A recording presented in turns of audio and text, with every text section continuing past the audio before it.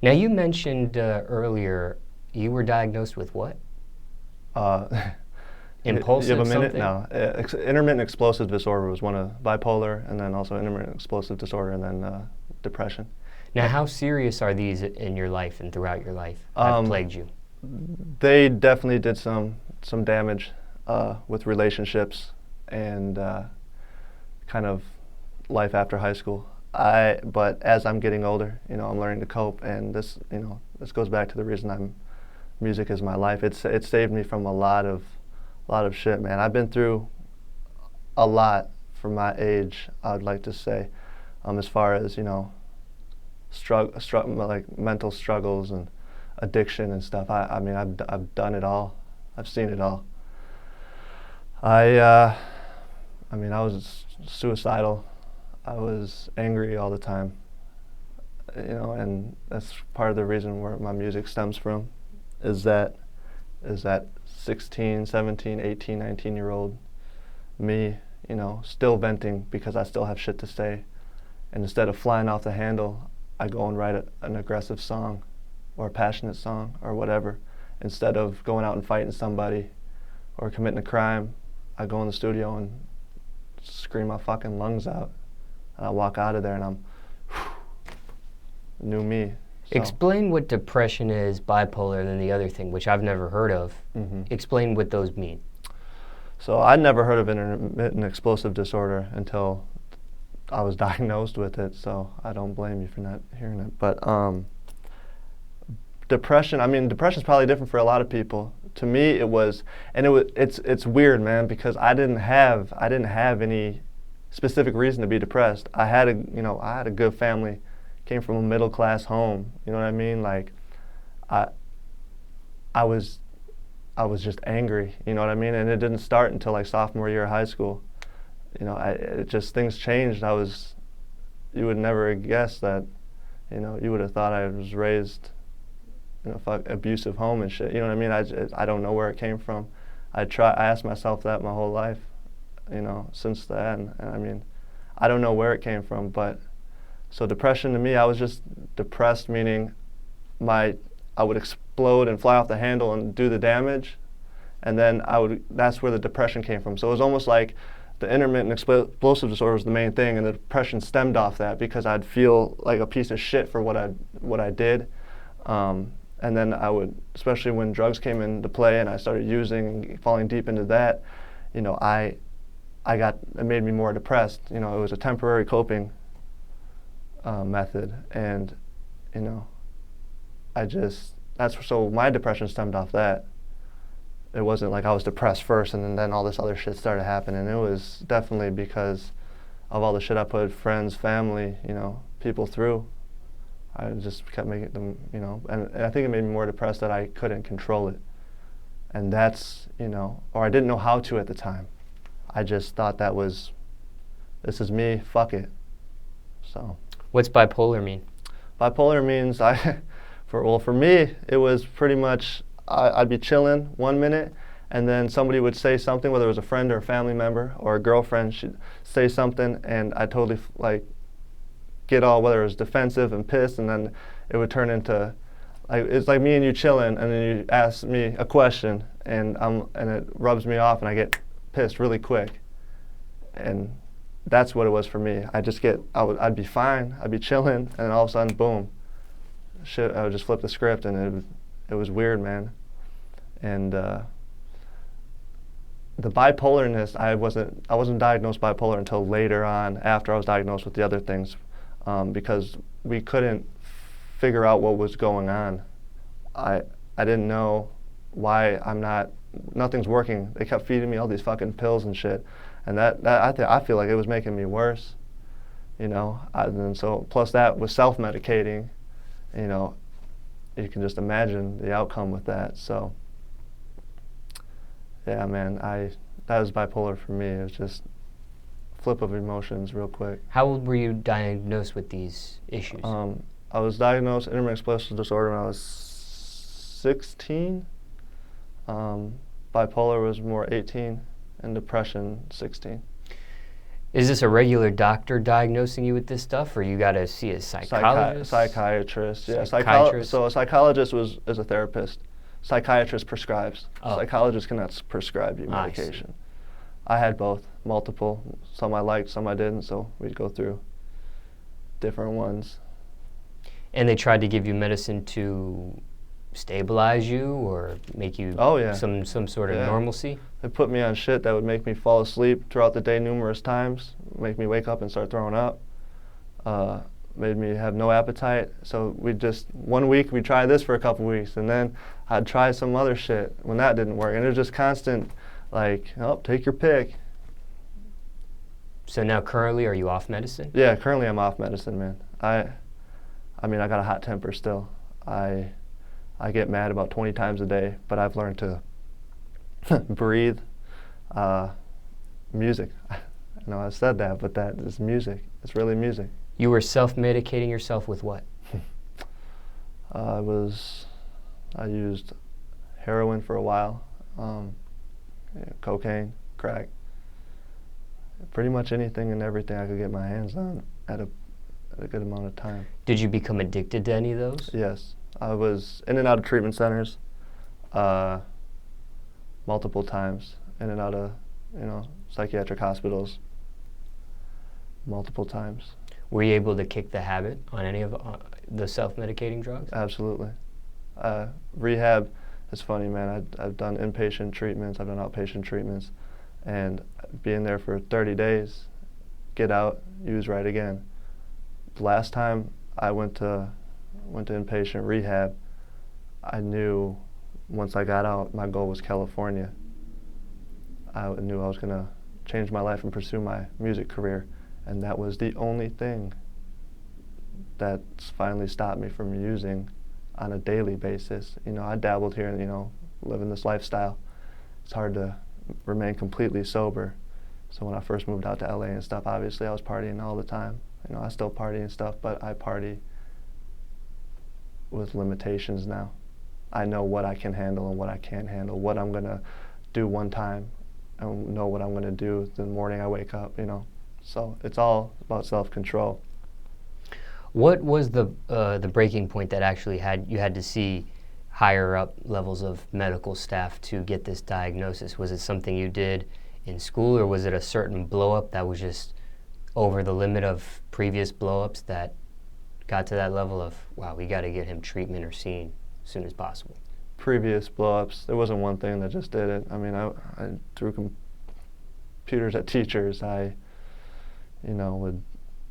were almost like fits, like rage fits. It's fucking embarrassing to talk about it, but I wouldn't be where I am today if it wasn't for my past. But yeah, man, it wasn't just one boom. It was just. So it was never like an assault or something on somebody that may have landed you in juvenile or maybe even in jail, county jail as an adult, that said, wow, we got to get this kid some treatment? No, I've gotten in trouble with the law, for, I threatened my girlfriend at the time, over the phone, said some pretty fucked up shit. I would black out almost and just go off on a rage, and saying the most ruthless, fucked up shit. So when the cops hear that, they're like, okay, got you. And so at that point, that was a turning point there. But everybody was taking my issues seriously even before that, because it was just a bunch of stuff. It was every other day something, whether it was at home, whether it was out on the street, or whether it was at school. You know what I mean? So. Now, what you have, do a lot of people have and may not have been diagnosed? Absolutely, absolutely, and that's why I decided to make my own music.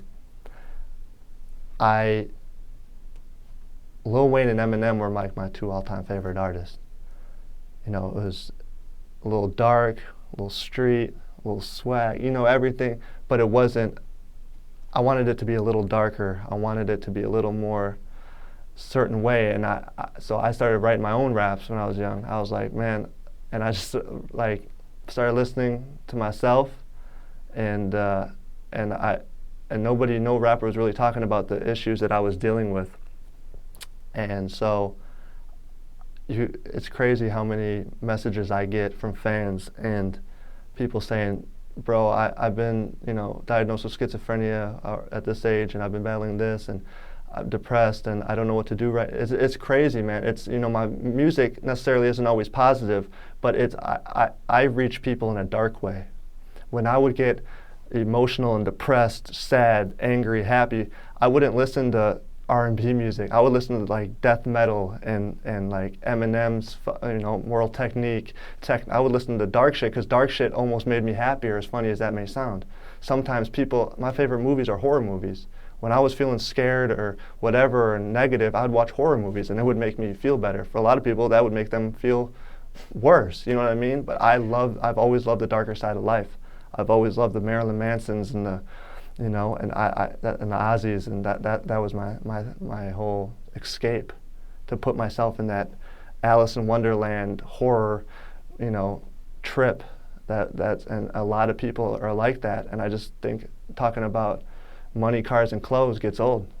There's a whole nother population of people, man, and it's that are looking for a way out. And hopefully, they don't go shoot up their school. They listen to Skitz Kraven and they get that feeling of rage out, So I'm not preaching. I'm not talking positively. I'm pretty negative, but I'm spitting what I was dealing with. So. When you say skits, and that could stand for what, schizophrenia? Mm-hmm. Have you ever been diagnosed of that? No, I definitely heard voices for years. I never really was open about it till later on. I didn't see things or anything like that, but I definitely, the voices weren't like that. It was more, I think it was just my mind talking to me, good and bad. And I think everybody has that at the end of the day. I wasn't like extreme, you know what I mean? My friends called me Skitz because I would just fly off that, oh, Skitz, he's going Skitz again, it's like that. So it doesn't come from that. But to tell you the truth, man, I really do believe that during that time when, it was the medication I was been giving, I swear that shit is worse. And they're just prescribing it to people left and right. And I think that shit can bring on somebody has depression, I think it can bring on bipolar. I think a lot of shit stems from also the medication people are getting prescribed. Now, a couple things. One, I hear voices myself, but my voice is my conscience. It's telling me, don't do this, mm-hmm. You shouldn't do this, or do this. This is like an intuition, gut feeling. Is that a difference from a voice that you hear? Mine were more negative. We all have that. I think we all have that. I don't know. I haven't asked everybody living. Like, what would be an example? I want to kill, like, the teacher, blah, blah, blah, and I think in my head, like, just fucking stab the bitch, dude. Just I want to kill this fucking whore. You know what I mean? And I would say it to myself, like I would just go in my car or go whatever and just scream at the top of my lungs. Like, I really was feeling so much rage that I really could just fucking eat this bitch's face off. And that's, it's funny now, but like, that's really what I felt.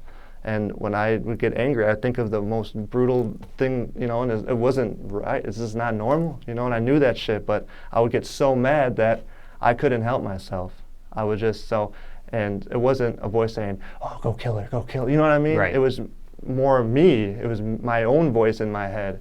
So that's, Has it ever gotten bad where you had to be put like in a straitjacket or in a crazy house? Or? Yeah, I've had spit masks put on by doctors and all that shit. I was shot in the ass with fentanyl and all that, man. I remember waking up and fucking cops came and arrested me out of rehab and put me, because I threw a huge episode in it's a long story, and they took me and they put me in the fucking psychiatric unit in the hospital in I think it was Rockford, Illinois was where the rehab was. I don't even remember where the fucking hospital was, but near there. And I just remember waking up at 1 in the afternoon the next day, having no memory of how I got there or anything. And my bunkie, my roomie at the time, he was just he's like laughing and shit, and he's like telling me what happened. And I was just throwing swings at everybody in my way, and they had to put a spit mask on me and give me a shot to put me out. and all this shit, and I'm just like, man, that shit is crazy, bro. That shit's crazy. They treat you like a fucking animal in that place. Now, when you were doing these self-medicating drugs, was that after you were prescribed medicine from doctors for your issues, or were you doing both at the same time?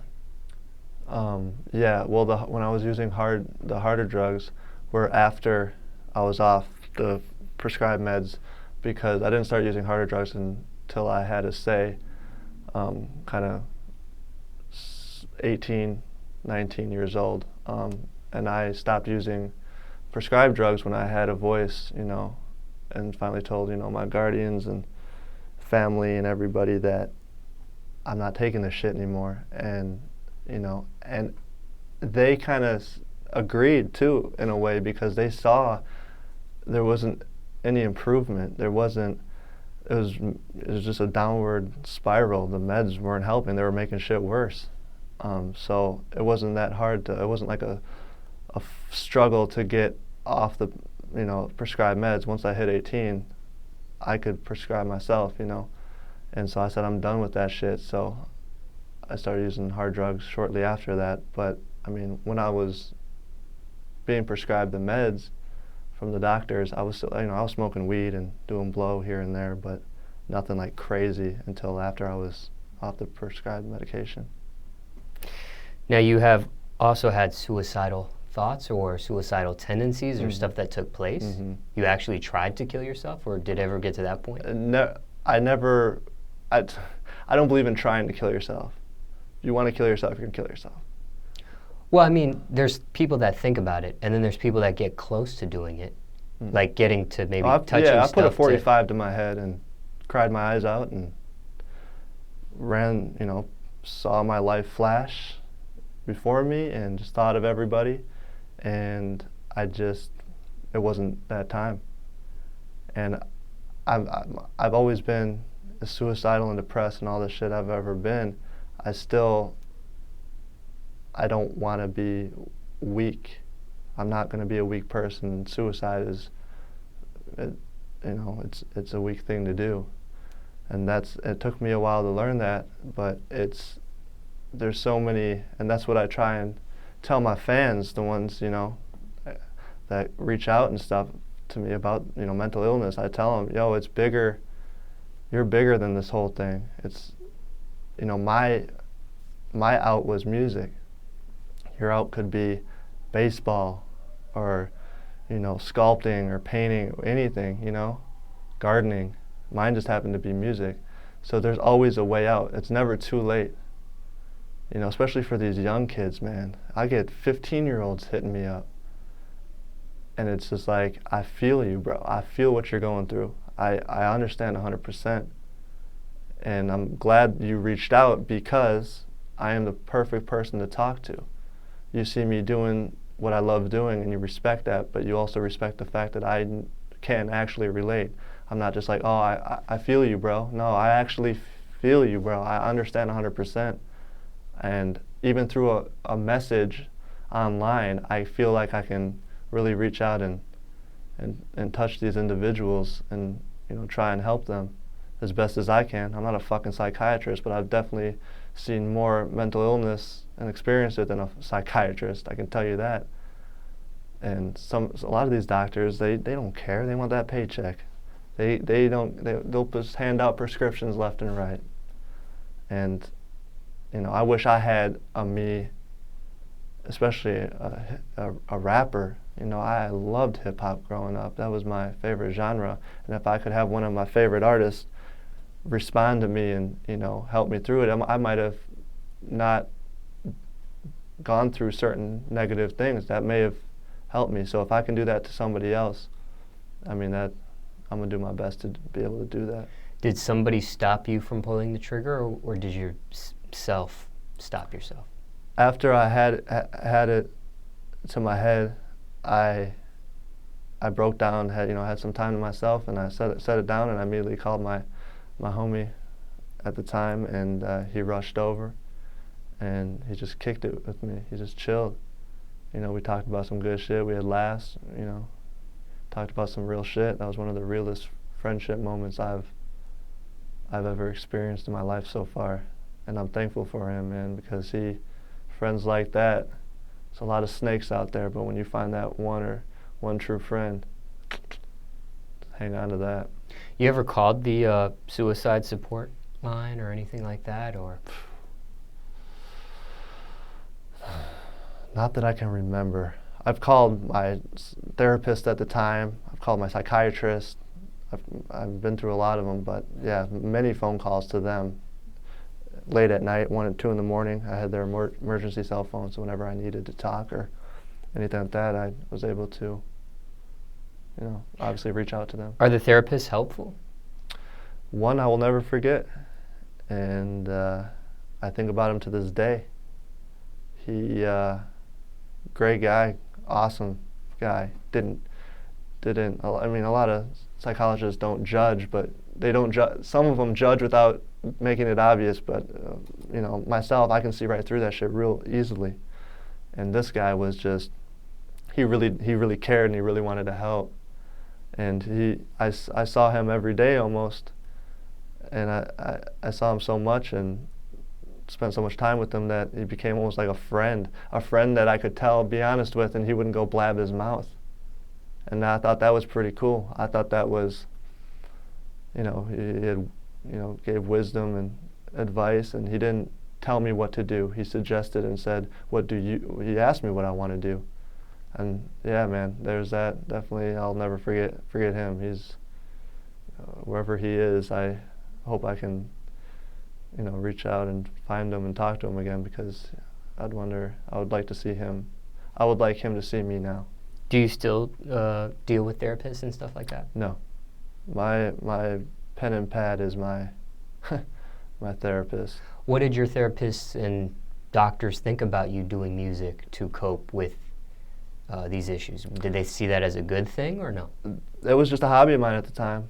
At the time I was seeing them, it wasn't nothing like I'm going to be a rapper someday, or I'm going to, you know what I mean? It was just a hobby at the time. I didn't start doing this music shit for real until about 4 years ago. So I told them it helps, and they said keep going with it, keep doing whatever helps, do it. But I haven't talked to any since the success with my music. When you talk about therapists a second ago, I think some people may even stop themselves from using therapy and stuff like that, because I think if they do tell somebody of medical importance what they're going through, they might talk to the police. They might tell this or tell this person about it. I think that probably may keep some people from seeing somebody like that. True or false? True, 100%. People, especially people that have a lot of inner demons, have trust issues. I still to this day have trust issues with almost everybody I meet. I mean, you really have to be very close with me until I've let you in. I can't even count. I don't trust very many. So, and that stems from, my inner demons. I don't talk about this shit to anybody except people very close to me. So, but this music is letting me express myself. If one does see a therapist as maybe the next step in coping with what they got going on, should they be afraid to withhold some stuff from the therapist they talk to? Because like you said, there could be some deep, intimate feelings that they've been harboring, and they might want to not tell a person because maybe they'll get sent to the crazy house or this, that, and the third. Should one refrain from telling their most inner, deepest thoughts and imaginations, or should, how does that work? You got to feel out who you're dealing with, but no matter who you deal with, if you talk about harming yourself or others, they have to report that. That's protocol for them. It's the law. It's what they got to do. So, be careful what you say, but if you want to shoot up a high school, don't say that like I'm gonna shoot up my high school. You don't want to do that, obviously, but explain to them that I'm having really dark thoughts and I don't know how to, you don't got to be specific, because that's going to land you in a place that, you may not want to go to. But as far as opening up, like, period, you got to feel out your therapist. Like I said, it took me a couple until I met, that one that really made an impact, and I felt comfortable enough that I could talk to about anything. I mean, if you can't share your most innermost thoughts with a therapist, who do you go to talk about it and get it out? And that's hard, man. That's what I dealt with too, and that's why I started writing music. That's why I started doing that. I could tell the pad that. I could put all my bullshit out on that pad. My lyrics were my diary. And I couldn't tell, my folks, or I couldn't go tell, my aunt, uncle, grandma, even friends, I've lost a lot of friends due to this, a lot of friends growing up. So that's definitely a hard one. Who do I talk to? A fan has never asked me that specific question, but in all honesty, I would say me. If somebody asked me who can I talk to, I'd be like, you can talk to me, bro. Hit me up on Messenger, hit me, DM me, whatever. I may not be able to get to you right away, but I'll try my best to help you. I didn't have that. I had my parents were very, loving and supportive, but some of the things I would be scared to even tell them, you know what I mean? But I mean, if somebody is having thoughts of wanting to shoot their school up, maybe they do need to be stopped or talked to or taken out of, absolutely, to get the help that they properly need. No, of course. And I mean, if you got guns loaded and shit, but you really deep down, you don't go talk to somebody. If that's it, you're gonna do it regardless. But if you have any sense left in you, say you got the guns loaded and you're ready to go, but there's something in the back of your mind saying, there's still a way, I just need somebody to care, you got to put yourself in that psychiatric hospital, my man, because at that point, that's the only people that are going to do something serious, They're probably going to put you on these meds and stuff, but you know what? Everybody's different. Maybe the meds would help you. I don't know. You don't know unless you try. That's what was me. I had to try all this shit. It just didn't. It was all mind. It's all mind power, man, willpower, but yeah. You said you lost a lot of friends. Did you have a strong support system for this? Family? Family was very supportive, yeah. I mean, I come from a great family, man. They, my grandmother, aunts, uncles, they cousins. didn't give up on you? No, absolutely not. Little judgmental sometimes, absolutely, but give up, hell no. Family, that's family. Family's family, man. At least for me and my family. Mental illness seems to be a big situation in America right now. I hear it in the news. I hear it talking, like police are arresting people that may have issues stemming from mental illness, and they say that maybe jail is not the right place for somebody with mental illness. There needs to be another place these people are sent to. Absolutely. Why is mental illness such a big deal right now? Is it something that's people are just not paying attention to and not getting the right treatment for these people going through it? Is it people harboring these feelings because it's a stigma to it and they can't tell people about what they're going through? Why is this such a big deal now? And it seems to be talked about even more and more and more and more. It's being talked about even more because I think it was even a presidential debate topic. Oh, absolutely. Yeah, the last presidential with Donald Trump and Clinton, and I think that was even a topic, the mental illness status in America. As it should be, man. As it should be. Pretty much, a lot of the mental illness.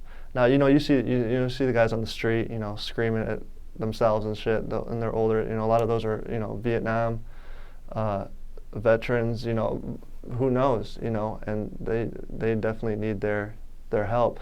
But a lot of why mental illness is probably getting bigger is because I really do think, and mental illness, remember, even depression's mental illness, even the small things to schizophrenia, it ranges.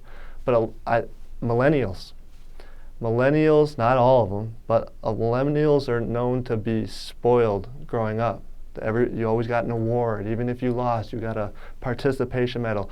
And they get spoiled. So when they hit the real world and things don't go their way, they get depressed, they get angry, that's not fair, fuck and they get negative. And I think that is why, that stems all these, issues. a lot of that is just, oh, poor you, suck it up, welcome to the real world. And some of them are actually real issues that are affecting their everyday life. But I think the reason we're seeing it more and more is because of, also, drugs have been around for a long time, I know, but I think drugs do it a lot too. I mean, kids are doing drugs at a younger age than they were 20 years ago.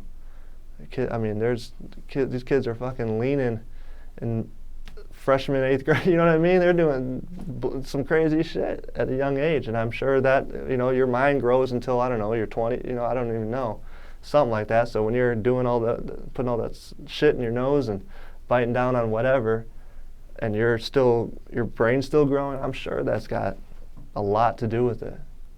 So. You talk about coping with your issues, your mental health issues with your music, but is that a major subject matter of yours in your actual music, is mental health stuff, or is it just this is your way of coping with it, is doing music?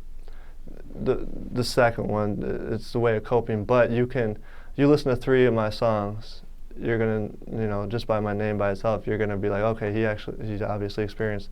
I mean, I have songs of, I don't like to be so in your face about it. I like my songs to be stories. I want to make you think a little bit. I have the turn up songs, the show out songs, I got all that shit too, but then I have songs like, I have a song called Mr. Roger, and that's one of the deepest songs in a way, and it's a guy that loses it and finds a random house and goes on a little rampage, and that is songs like that. My darker songs are really where you can, I'll say little things here and there, but I don't say, hi, I have mental illness, I blah, blah, blah, blah. That there will be a time for that song to happen, but right now I haven't strictly came out.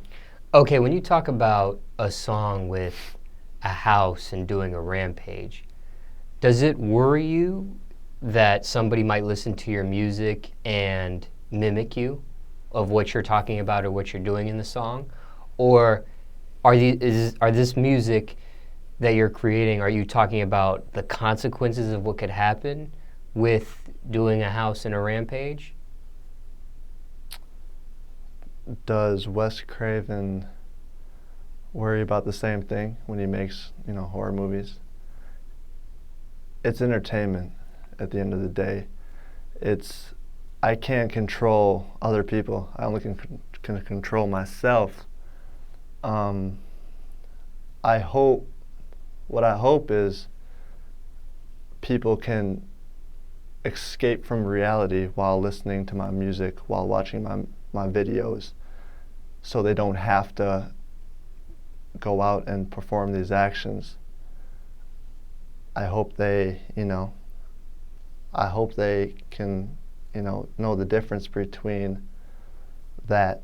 But at the end of the day, if I have parents hit me up all the time in my messages saying like, how dare you put this kind of stuff out to the public, the youth and all this shit. And I mean, I don't pay it no mind. I don't respond to them or anything, but I do think about it. And if you don't want your kid watching my videos, make sure your kid's not watching my videos.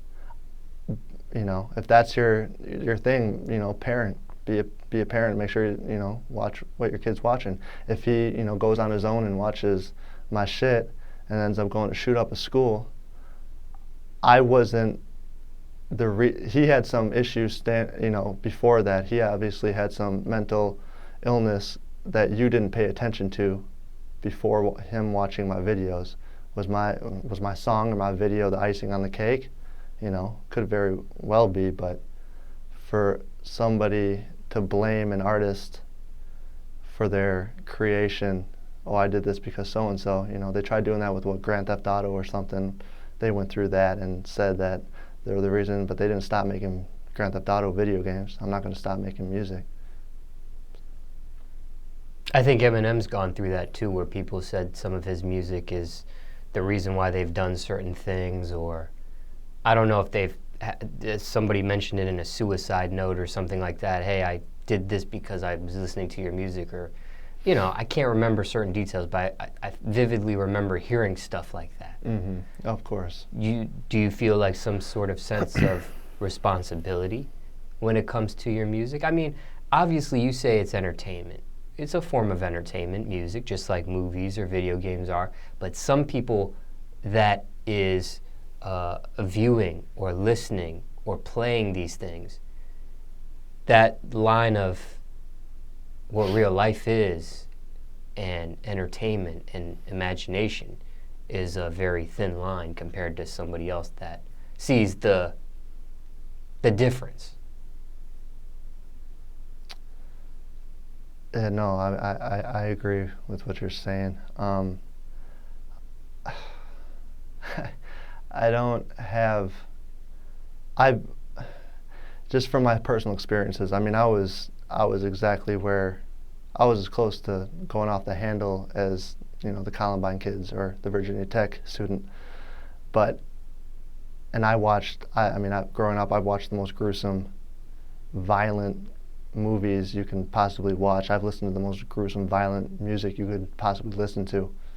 But I still had in the back of my head, I still had self-control. And I think that is what, you know, that's, self-control is really it. I mean, like I said earlier, if you are, you know, guns loaded and you're ready to go to your school and let loose, or go to your local mall and let loose, you have, that's your choice. You know, I really don't think, you know, music or whatever, it's easy to blame because it's out in the public, you know what I mean? But I just don't see that being the cause of these massacres. I'm sure if you fill your head with evil, if you fill your head with it 24/7, you know, I'm sure that could become the norm to you, to some people. But if they're going to do something tragic, they're going to do something tragic. I don't really think a song has anything to do with their final decision. What do you think at this point, from what you've seen, is the gruesomest movie, or who do you think is the gruesomest artist, or was there a song that you feel like is the gruesomest song? I mean, at this point, what would you say? See, there's a lot of gruesome out there, but one that affects me, the one that gave me chills on the back of my neck. Are we talking music? Or are we talking both? Music, movies? Movies. Oh, movies, there's a ton. What's the most gruesome? I wouldn't say most gruesome song, but the one that really hit me was, you know, Stay Wide Awake, or Same Song and Dance on the Relapse album by Eminem. I mean, that was, I fell in love. I must have listened to those two songs growing up over 100 times each, probably more. I mean, I still listen to them to this day. Because I feel exactly what he's talking about in that. And I don't look up to many other artists, but that man hit me in the chest with some real shit with those two songs. Movies? Movies. There's a movie called Tony. It's fiction. It's about, I want to say it's a European movie. Correct, I could be wrong, but it's called Tony, and it's about a guy who, and my song Mr. Roger, I kind of the look of Mr. Roger. I played every character in that video, and Mr. Roger is the father in the music video, and I kind of took the look of Mr. Roger and, you know, kind of mimicked the look of Tony. And it's about a guy that really just keeps getting the, you know, the shit end of everything. And he's like the most quiet, nice guy. And it shows him, you know, at home he's a loner, he's watching TV by himself, eating shit dinner, living in a shitty apartment. And he goes out and, you know, goes up to drug dealers and says, I want to buy some crack, and they help him buy some crack or whatever, and he's like, you want to get high? And he ends up taking, you know, the two teenagers up to his apartment to get high, and while they're smoking, getting high, he just goes off on them. And the way the director filmed it, it was there's no music in the whole film, so you hear every gasp, every grunt, every slit, everything. and it's just, you see him chopping intestines. I mean, it's pretty realistic, and there doesn't look anything Hollywood about it. It looks like it's filmed from a fucking iPhone. It's pretty messed up, but that movie is definitely probably up on the list. It's called Tony. It was on Netflix for a while. Don't know the director. Something like that, do you watch it more than once? I've watched that movie probably like 3 times. You ever seen those movies? I don't know the exact name of them. Maybe you know when I tell them or describe them to you, but what is it called? Like Scenes of Death, or the last scene of death, or something, where they take like people like falling from a building, and they show you, it's like caught on film. Real life stuff. Yeah, it's a series where they showed like the final scenes of death, or somebody getting hit by a train, and it'll show like the person actually getting hit, then the aftermath of what it looks like. Maybe. I can't remember the exact title. I know somebody watching this on YouTube is going to probably come up with it in the comments section, but it's something like that. I haven't personally watched it, I just know about it. See, that's not ringing a bell to me, but what I did watch over and over, I was in high school at the time, it was like Two Guys, One Hammer. It was a kind of a spin-off of Two Girls, One Cup, even though that's porn and totally different from what I'm talking about. But Two Guys, One Hammer is about these 2 guys that I think they're in like the Netherlands or some shit, and they just pick a target, and it's real. They're filming it. There's 2 teenagers, and they have a hammer wrapped in a bag, and they just follow some random guy from the bus stop, and the guy's walking home, and they literally film themselves just beating the shit out of his fucking head, breaking his skull and stuff with a hammer, and it's real. And the guy was like a father, you know, had a family and all that shit. It's pretty fucked up, but it was called Two Guys, One Hammer, and that sticks out to me. I've watched that a lot of times, just because I was like, shit, you know, the realistic shit is really intriguing to me. You know, the Hollywood movies, all that shit, yeah, cool, whatever, but the real shit is, I mean, that takes you down a whole nother path of imagination and just like reality. Like, and you like this stuff? I do like this stuff. I find liking it, meaning do I fucking jack off watching it? No, I don't do that, but I mean, I watch it, rewind it, because our brain from growing up, especially nowadays, we're not used to seeing that shit every day, you know, the black internet and, you know, the fucked up things. When there was some guy the other day that, you know, filmed himself shooting some dude in the head on Facebook in Ohio, yeah, or something. There was a manhunt for him and all that, but, you know, people said, oh, that's fucked up, but they still watched it. Do you like watching stuff like that?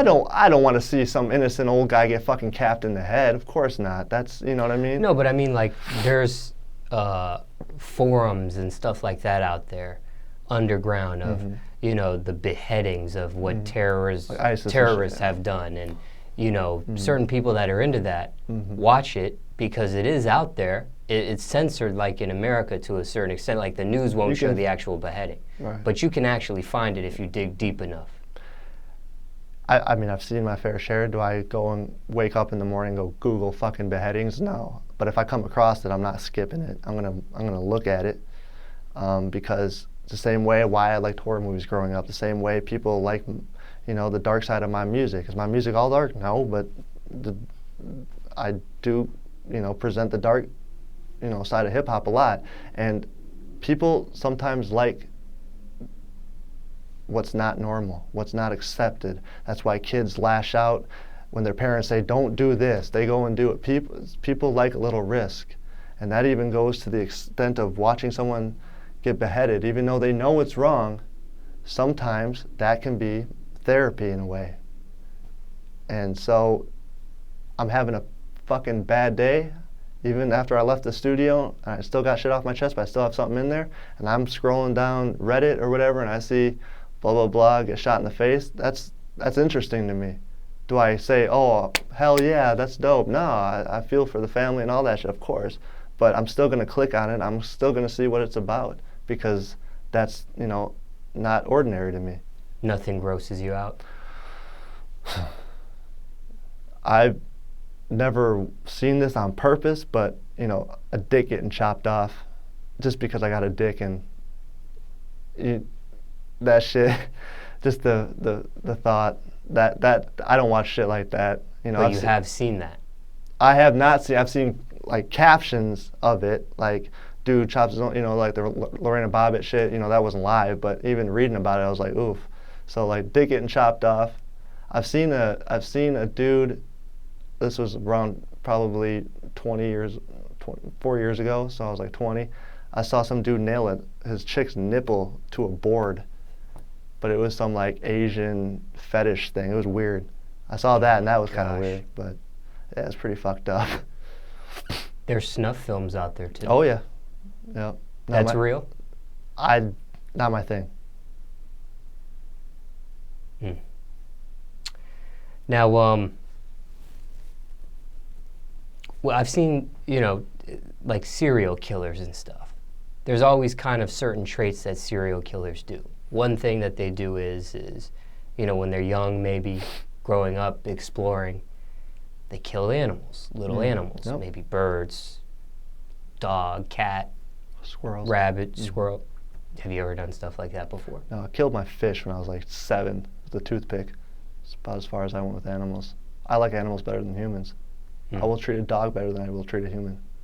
They're innocent, they're kind, they're loving, they don't judge you.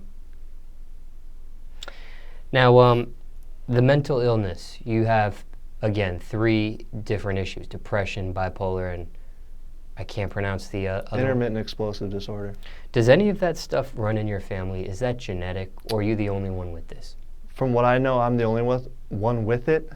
There is depression because of alcoholism. I have that in my family. I have addiction in my family. Not drug addiction, alcoholism. I was the black sheep with, you know, for the drugs and all that stuff. But there is depression. There's extreme anxiety. I have family members that the power of the mind really is something, because I have grown adult family members that don't eat because of issues. You know, I don't know how far that, I don't talk to them every day, but there's definitely a lot of OCD too. That's as far as I know. Nothing unless they're hiding shit and I just don't know, but so far I'm the only one with I've been through the extent of what I've been through. I'm the only one. Do you think mental illness, or from what you know, doctors or therapists, is mental illness something that's a genetic thing for people, or can anybody get it? I think it's like diabetes. I think it's like anything. It can be genetic, or you can be the first one with it. I think it's all about lifestyle. But then again, you could have a perfect lifestyle and something, you know, people who are billionaires, you know, sometimes are the most unhappy people. It doesn't matter what you have and stuff. I think a lot of it has like the origins of it, like the beginning of it, like, you know, some depression or addiction. I'm sure that's, you know, the mind is genetic, but just because nobody has depression in your family, does that mean somebody can't get depressed? I don't believe that. I think it's lifestyle.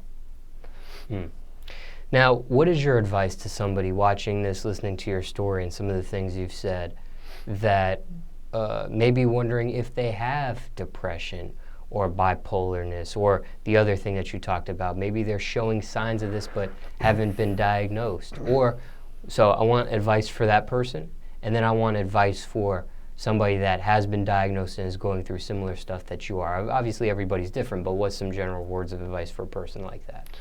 So your first question was advice for somebody that may think they have mental illness. It sounds cliche, and I don't mean actually look in the mirror, but look in the mirror. Really, is this normal for my body to be feeling like this? Have I always been like this, or is this something new coming on?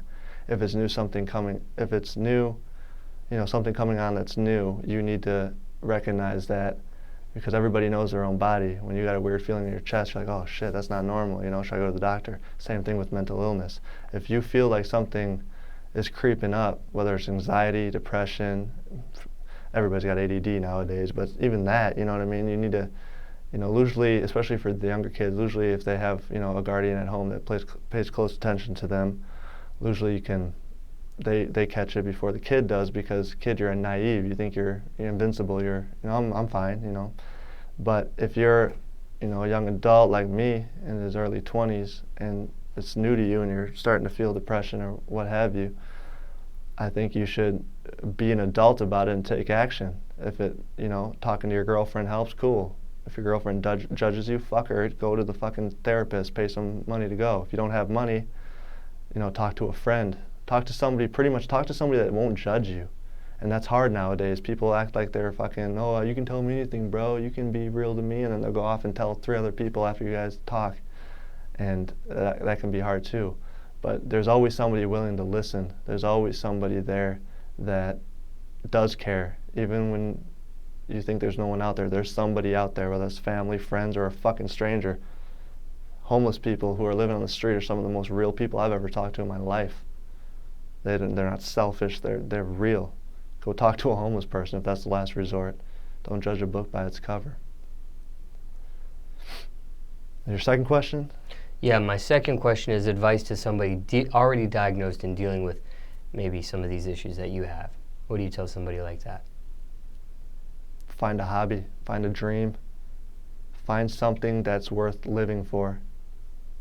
And I don't recommend a person, because people can let you down really quick. A dream is great, whether you want to be an actor, or a singer, or a rapper, or a fucking painter, a plumber. Find something, find a hobby you enjoy doing that takes your mind off of what you're going through for a split second, whether it's a minute, 10 minutes, 30 minutes, a whole day. Find a hobby, find something that will take your mind off the negative, and try your best to fall in love with that craft and pursue it. Because music saved my life. I just really had to find it. Not everything's going to come to you. You got to sometimes, take your glasses off and go look. But you'll find it, man. There's something out there for everybody. Everybody. I don't care how old you are, what you look like, there's something out there for everybody. You got to find that shit.